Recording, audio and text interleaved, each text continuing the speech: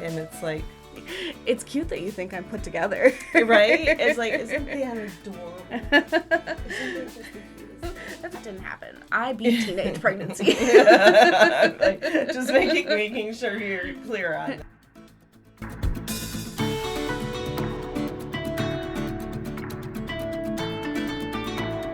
Hi, everybody, and welcome to the ADHD Eavesdrop, where you can be a butterfly on the wall and listen in on my conversations. Today, my conversation is with my daughter, Savannah, and I'm going to tell you, we are struggling just a little bit. So, this is the first time we've ever done a podcast together on camera in my office. So, setting this up was quite the event. But I think we have it now, and I'm really excited to do this. And today, we're going to be talking about some myths about ADHD and misconceptions. And whenever I do these with her, it takes forever to edit them because we mess around the whole time. So, just hold on. All right. So what we were talking about is the idea that if you do well in school, you can't possibly have ADHD. Yeah. That's what they always used to tell me when I was a kid is that, well, and I remember you asking, for some reason you guys had to ask my teachers for their opinions on whether or not I had ADHD. Yeah, they had to fill out surveys for you. Yeah, and they all said that I was really good in class, and that was a big thing with some of the mental health professionals that I spoke with. Was that all of my teachers said I was a great student, and I didn't have any behavior problems, and I didn't have just a couple of those specific things about ADHD. I wasn't super hyperactive. I was just presenting differently than a boy would. Right, exactly. I remember being very frustrated because they were like, well, she's too smart and she does too well. And it's like, well, she has a really difficult time with math.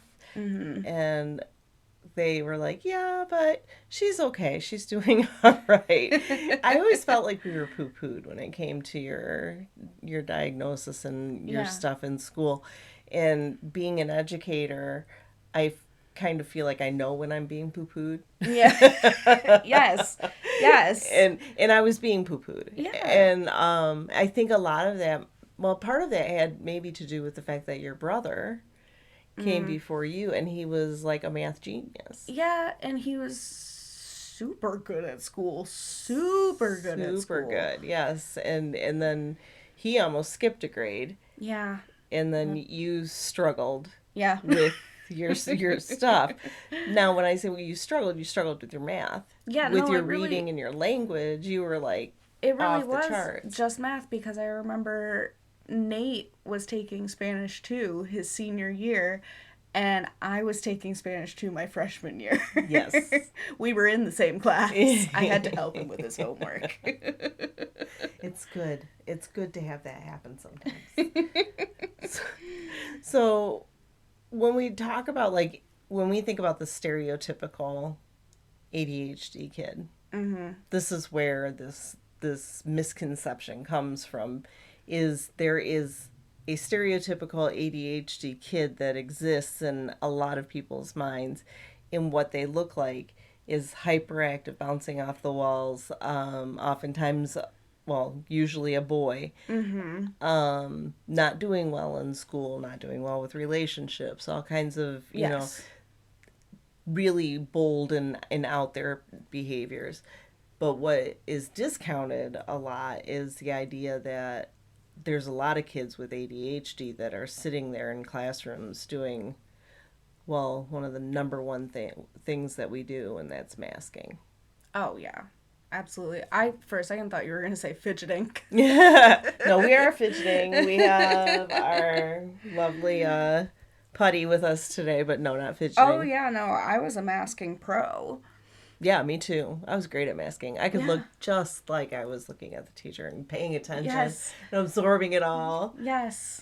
And I would be listening for the most part, except for the thing is I wouldn't be retaining any of it because I just wanted to look like I was listening. That's why I always liked Miss Leiby. she didn't really give you the choice.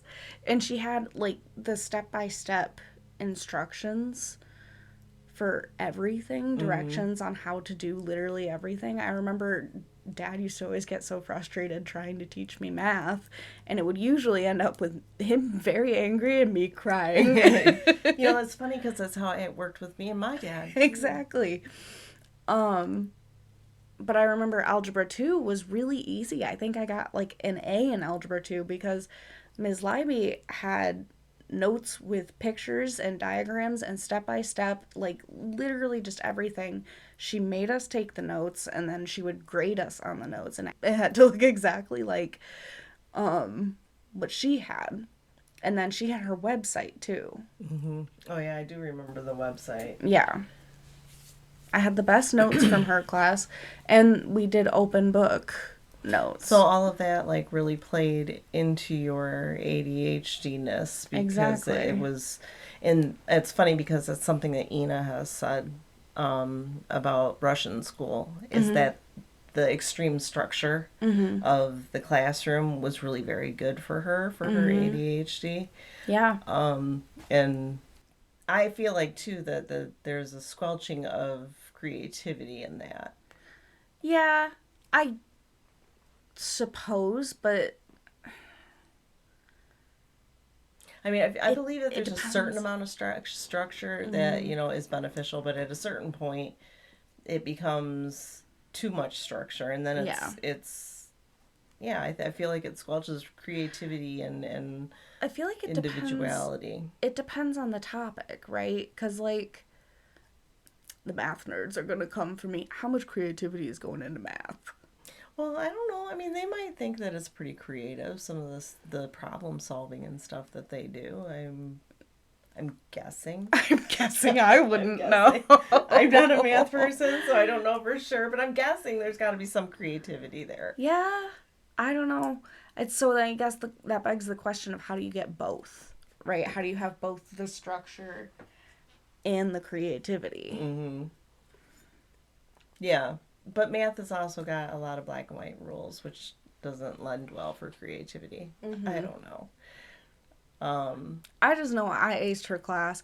That also reminds me of when I took math in college. I had to take quantitative methods in psychology.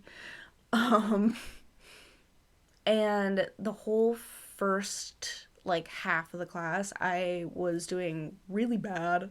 My depression was, like, very prevalent.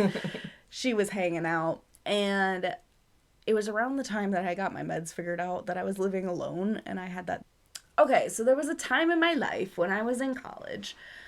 I was living alone for the first time, and I guess I'm trying to think of what happened. There was nothing that really happened leading up to it.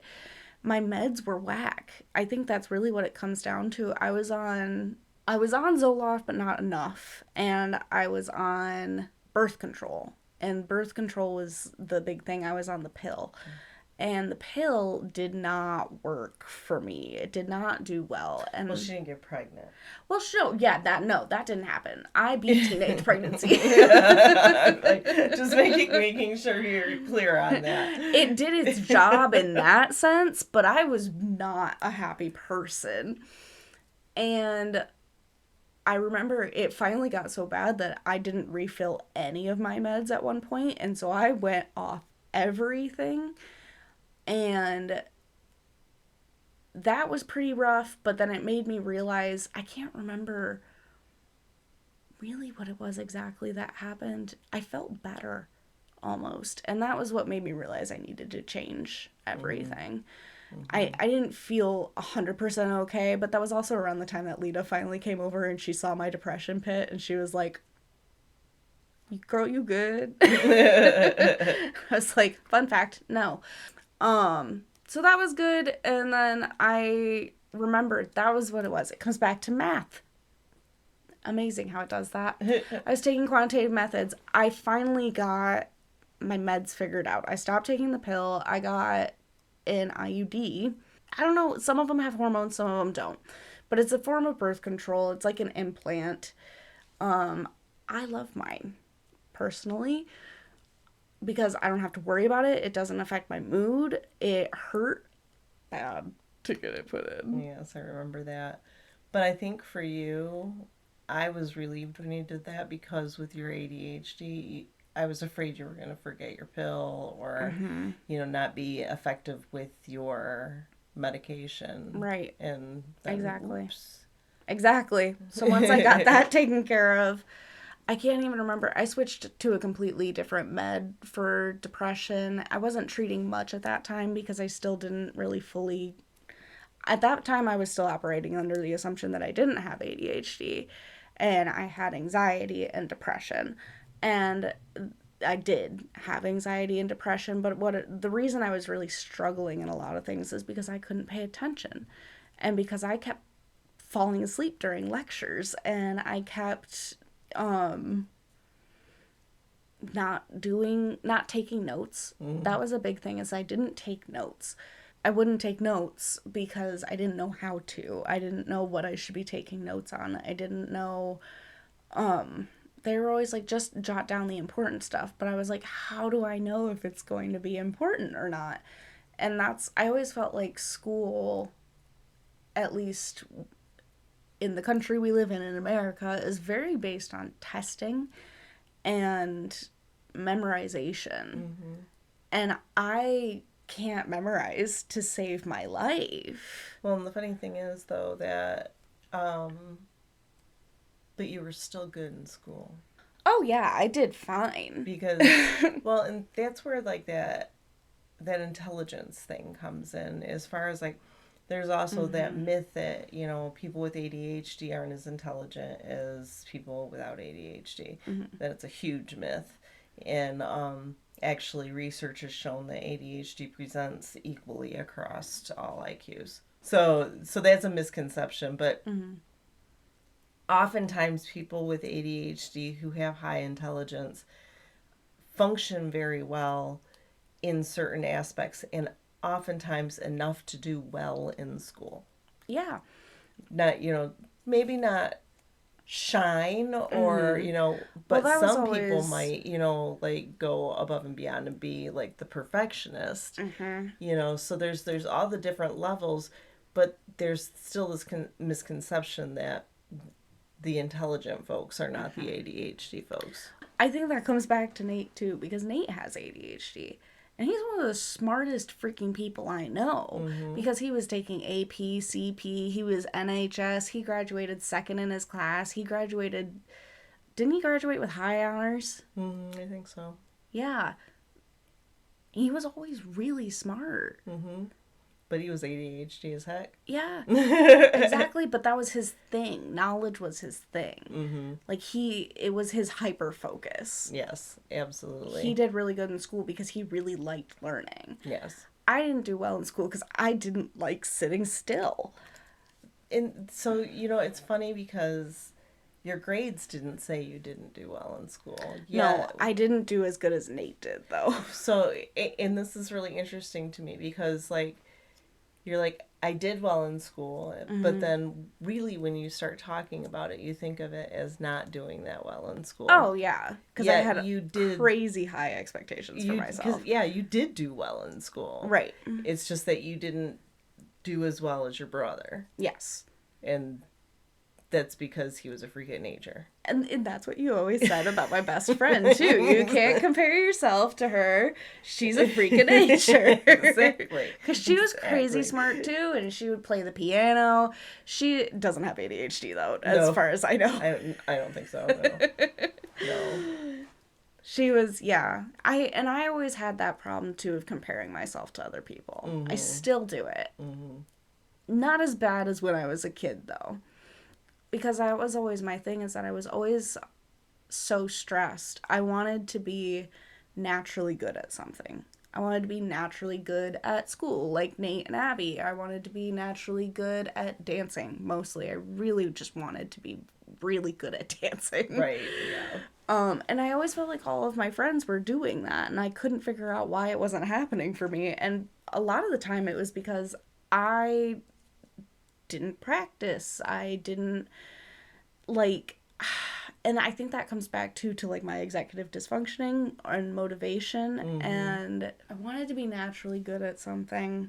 I was very much a perfectionist. That was the other thing that my teachers always said on those reports, is that she does well, but she's a perfectionist. I don't know the line between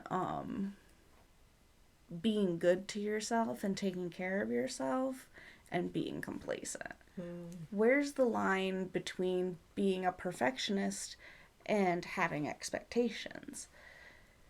You know? Because I've always, people tell me that my expectations are unrealistically high, and it's like, I don't know how to determine what is and is not unrealistic. I don't know, man. Yeah, and I wish I had like the magic answer No, yeah. for that. I think the biggest thing is that there is a point at which your expectations become physically or mentally impossible. Yes. And Yeah. when you reach that point, that's where you go from, You reset your expectations, but sometimes that sucks. Yes. Sometimes when you're, you're 2 years out of college and it's COVID and you realize you're not going to be a professional dancer. It's just not going to happen. Right. And that's okay, because that's not what you really wanted in the first place. You just wanted to dance. And that's kind of like part of growing up. That's part of being in your 20s. I have decided that your 20s are kind of meant to suck a little bit. Not meant to suck, but like you're paying your dues. Oh yeah, absolutely. You're figuring it out. I am just a 7-year-old adult. 27 feels very different than 26, actually. Well, it was interesting the other day. I was doing a podcast with Beth Thomas, who is a coach in the UK, in England. Cool. But we were talking about acceptance and perfectionism and those types of things. But one of the things that we talked about was the idea of not being able to ask for help when you're smart. Right. It's yes. like... Oh, I had a math teacher just like that. Sometimes you would be reluctant to ask for help because you knew that your brother had gone through and he was so smart. And yeah, and not that you weren't smart, but that he was like the math guru. And so like for you to have to ask for a lot of help. So asking for help might be hard for that. But I think for you, actually, you had more difficulty asking for help when it came to social situations. Yes. Socially, I didn't. That was where I really struggled. I did fine at school, and that's probably part of the reason I didn't even do better in school, is because I was so stressed about my social life all the time. Oh, because it was stressful. I look back on it, like, because I think sometimes when I was living it, I was like, am I overreacting? Because I had people who were not kind to me, and they were supposed to be my friends, and I could never understand why, or was it that I could never, I don't know. I still have never figured it out. What? Like,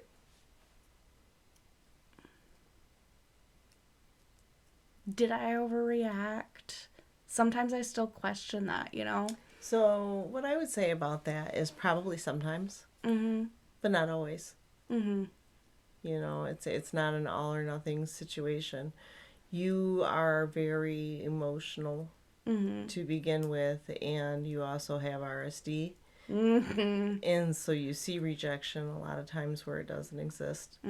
But there was some real rejection that was also taking place. Yeah. And so that made it even more confusing. Yes, and I think that's a big part of why I still struggle with it today, is because and that was the thing. I always was convinced everybody hates me. And then I would tell myself, no, that's not true. You just feel that way. But then as time went on and I would continue to hang out with these people, I eventually came to the realization that they did not really like me, or it wasn't even that they didn't really like me. It was just that I think what you found out after high school is that some of those people were very much so still your friends. Mm-hmm. More your friends than maybe they were in high school even. Some of them, yes. Yes. And you were able to weed out the others. I think once you hit your junior year. It was senior year. Was it senior year? Well, junior year is when I kind of started separating myself from that crowd. Mm-hmm. It started to really take its effects that year. At first it was very hard because I was still kind of hanging out with them, and then I kind of wasn't. And I was trying to find new friends. I was trying new things. That's when I did track, and I actually got a really good friend from that. She was like my best friend all of senior year. That's when I started just having other friends. Yeah, but you know, the funny thing is you wonder, was I overreacting, or why was I the one that was picked by some of those people to be picked on? Mm-hmm. And unfortunately, oftentimes people with ADHD are odd. Yes. Just odd enough. Just emotional enough. Mm-hmm. Just easy enough to rile up. Exactly. Just, you know, I was easy to get to, and I knew that, but I always felt like, you know, even though I was easy to get to, that doesn't mean you should get to me. Right. But they were children. Yes. And I was a child. And that's why I look back on it a lot, and I'm like, you know, I hear that a lot of those people are better people now, and I truly hope that for them away from me. Mm-hmm. I don't need to know about it, you know? So I kind of want to go back to what we started talking about with the idea of, you know, people who do well in school. Mm-hmm. Part of doing well in school is being well-rounded and having a lot of extracurriculars. Mm-hmm.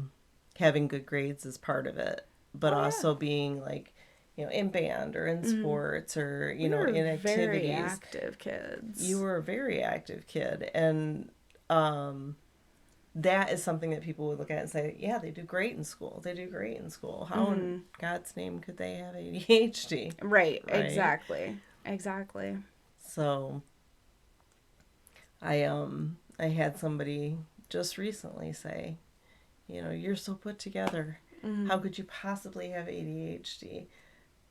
And it's like, it's cute that you think I'm put together. Right? It's like, isn't that adorable? Isn't that just the cutest thing? That's really nice. I think that all the time, because with my job, I'm helping people out of very tough situations, you know, and some of them act like I know everything, and I'm like, whoa, I am guessing most of the time at a lot of things, you know? I mean, when it comes to my job, I know what I'm doing for the most part. She's pretty smart. I'm all right. I'm pretty good. I have good reviews. But when it comes to, like, life in general, guessing. Oh, yeah. I'm still guessing. We're all just guessing. Absolutely. I don't know, man. I don't know what's gonna happen. I'm gonna do what I'm gonna do, and then whatever happens, happens.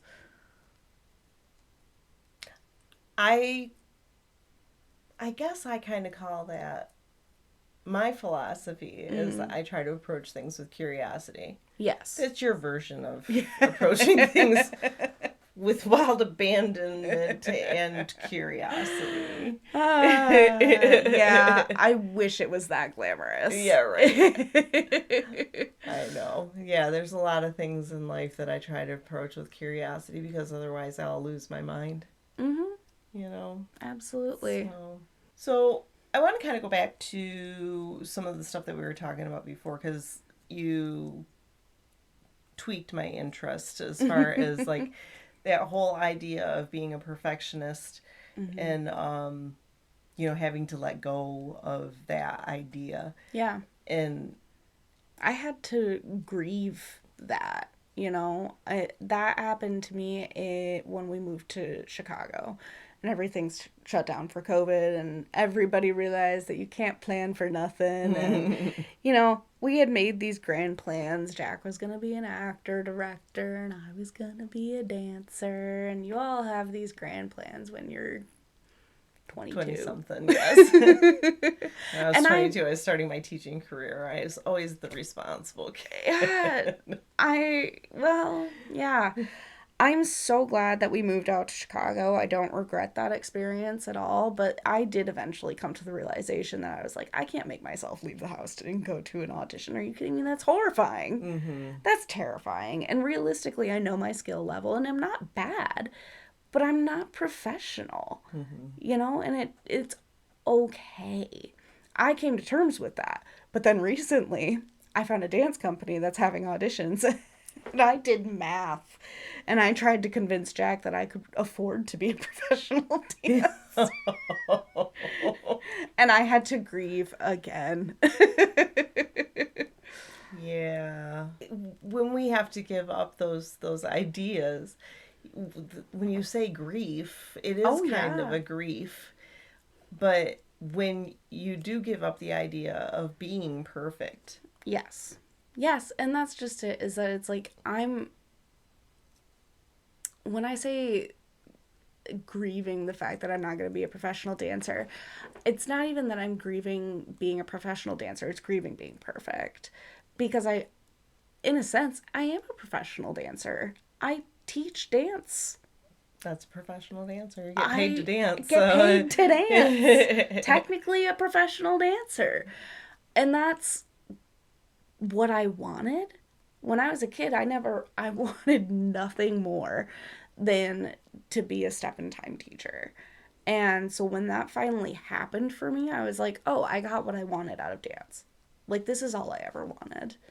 I wanted to teach at step-in-time. That's all I really wanted. Well, now you're doing and it. now I'm doing it. I have so many dances in the recital this year. It's fantastic. And I wish I could take class. That would be nice, but... A dance class? Mm-hmm. I want to take class from someone. I want to learn more. Me too. I know. I am trying to convince her that she needs to do a class this summer for adults. So I'm going to try. We can... Depend on when. There was possibly a couple people in our group who might want to, too. Yeah.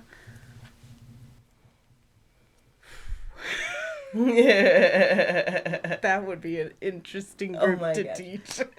So our ADHD support group. I think that would be a great group of people to take a dance class from Savannah, don't you? I want to hear this. I want to hear from you guys. Your thoughts on teaching an ADHD dance class. I think that's what you should do. Oh, God. Well, dance is so good for people with ADHD. Physical movement is so good for people with ADHD. It's just going to be trying to keep us all focused. Yeah, exactly. Yeah, that's the real problem. If we do this, we'll let you know. This is what I run into with my students, especially my late modern class, because a lot of those kids, they're nuts. I'll leave it at that. They're hyperactive. They are disruptive, and they say so. Got you. They're proud of it. Yes, yeah, yes. Right. And I love them, honestly. The real problem is that they're hilarious. They are rowdy and making jokes, and they're funny. And I can't help it but laugh.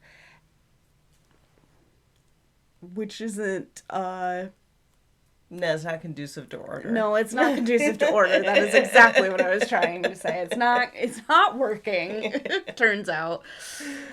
I have 2 modern classes, and one is a little bit younger, and the other is like juniors, seniors. It's lower high school, lower classmen and upperclassmen. I have the lower classmen at 7:45 at night after I've taught 3 other classes. Mm-hmm. And they are nutso. And they're so much fun, and they're funny, and I just can't keep up. Sometimes I'm just like, I'm tired. What did they say? I was crashing out, apparently, Thursday last week. I crashed out a little bit, but I have them write in their journals, which they hated at first, but they love it now. A lot of them wrote that I was completely justified in crashing out. So I can't complain. They always blame it on these two disruptive kids. That's what everybody says. Even they blame it on themselves. But last week, neither of them are feeling well, and they didn't participate. And I told my students, you always blame it on Susie and Pat, but they're not even in this class, and I'm still not getting anything done. So they said I was crashing out. Yeah, I'm wondering, like, because when you teach classes later at night, like that, and your ADHD meds wear off, does that affect how you do? Yeah. Does that help? I mean, does that make your crash happen? Or? I have a routine. Okay. I actually talked about this with my ADHD coach. I was like, I can't be awake enough with them. I can't keep up with them. So they mentioned to me the idea of eating and like consuming food. I was like, oh, what a novel idea. What if I ate in between classes? Maybe that would help. What a novel idea. So I have it depends. I always have a protein shake, a granola bar, and a Monster. That's good for you. Yep. And I have the Monster right before I have that last class. Makes sense. So maybe don't talk about my unhealthy routine. The protein shake and the granola bar are good, but like it's really just like I get to that time of night and I need the caffeine. I can understand that. Yeah. Because, well, your meds have worn off too, and exactly. so then there's another stimulant in right. And then I'm faced with all these kids who are hilarious and sometimes disruptive, and they distract me, and I distract them, and then it's been 30 minutes out of a 45-minute class, and I've got nothing done. There you go. Well, Sam, also Savannah. Yeah. We have had a great conversation. But I think that it's time for us to go chill out in the living room and have some mother-daughter time. Agreed. But as always, I hope you come back on the show. I always love it when you come on. Yep. And for our butterflies on the wall who are listening out there, if you like what you hear, if you enjoyed this chaotic roller coaster of a conversation, I don't even know what I'm going to put in the details for this because it's going to be... You have your work cut out for you when you edit this. You really do. Like right now we're at about 45 minutes of recording, but it's going to end up probably being about 25 minutes of stuff. Yeah. So. There were a couple of things in there you can use. There's a couple of things. So hopefully you enjoyed our chaos, and hopefully you'll come back again. So make sure you subscribe and you like and you do all the things. And we'll see you next time. I should say. And we'll see you next time. Right, Sam? Oh, yeah. Like a wave or something. Oh, bye. Deuces. Catch you on the flip side. Bye, you guys.